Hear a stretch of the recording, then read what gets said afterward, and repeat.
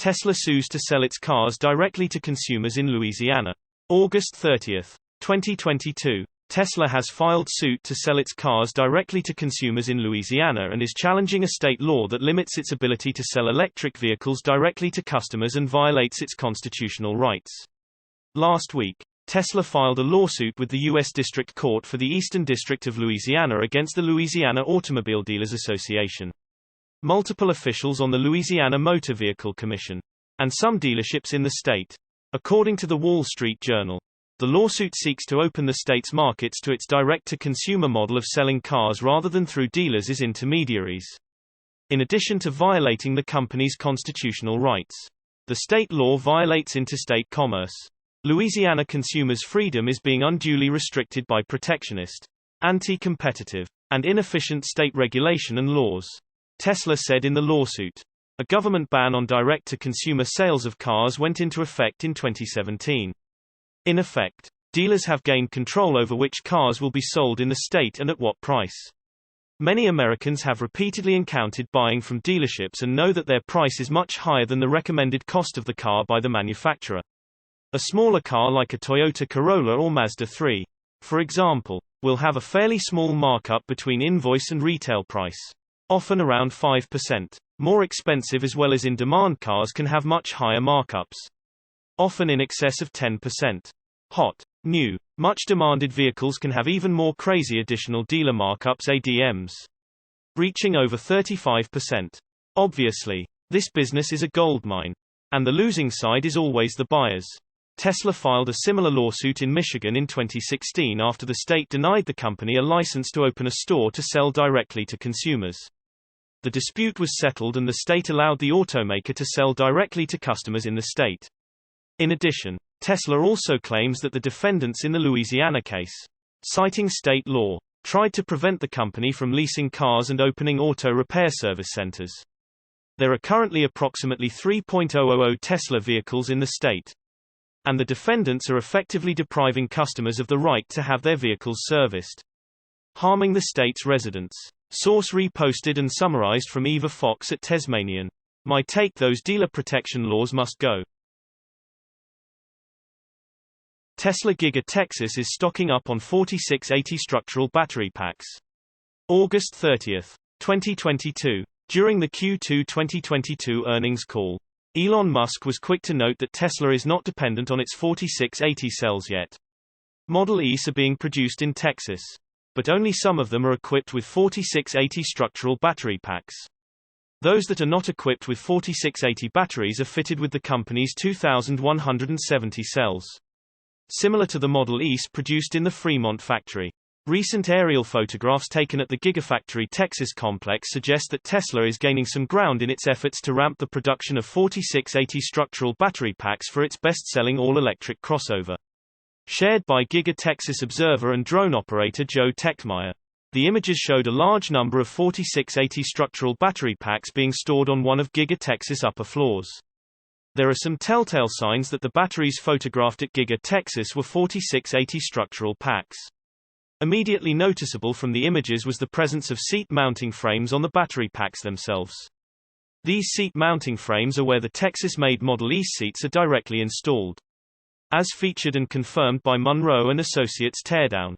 The images of the 4680 structural packs at Giga Texas inspired a number of speculations from the EV community, some of whom suggested that the battery packs were likely being assembled in the facility.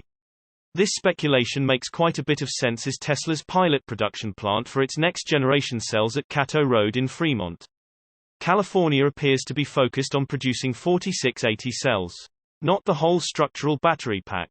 The sighting of the structural battery packs at Giga Texas bodes well for Tesla's 4680 ramp. Tesla has been pretty understated with the progress of its 4680 program, with Elon Musk and other Tesla executives simply noting that the next generation cells will be relevant in the coming year. Still, it's quite exciting and encouraging to see the battery packs filling up some portions of Giga Texas today. Tesla's structural battery packs are a key component of the company's next-generation vehicle design. Together with the use of megacasts, structural batteries allow Tesla's electric vehicles to use their batteries as a structural component. This, at least according to Tesla, optimizes production costs and makes vehicles even safer. Source reposted and summarized from Simon Alvarez at Tesla RT. My take: looking good. Getting ready for the big ramp up. Elon Musk hopes to remove this terrible habit from his morning routine. August 30, 2022. Elon Musk is well known for his successes. But few know the habits that make him just as human as the rest of us. Recently, Musk talked on a podcast about one habit he's trying to get away from completely, which he thinks many other people are also susceptible to. In an interview on the Full Send podcast, Musk called one habit he's used to doing every morning terrible, saying he hoped to cut it out of his daily routine.